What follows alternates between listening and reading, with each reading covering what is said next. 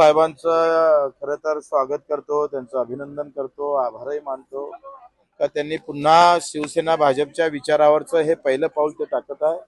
प्रभू रामचंद्राच्या या महत्वाच्या मुद्द्यावर ते खरं तर संघर्षासाठी उतरत आहे. त्याचा आम्हाला आनंदच आहे.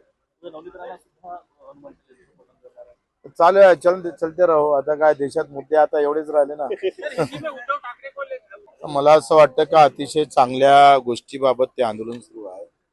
केंद्रानं त्यांना बोलावून घेऊन राजीनाम्याची मागणी केली. मला वाटतं त्याच्यात सुधारणा काही कायदे आणता येईल, काय काही तरतुदी करता येईल का. त्यांचं म्हणणं आहे का त्या मंत्र्यांना राजीनामा दिला पाहिजे.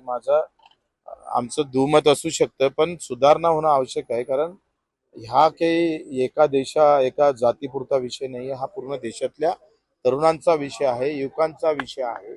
आणि इतक्या मेहनत घेतल्यानंतर जर त्या परीक्षामध्येच घोळ होत असेल आणि अशा पद्धतीनं त्याच्यात दुरुस्त्या होत नसेल तर ते चुकीचं आहे.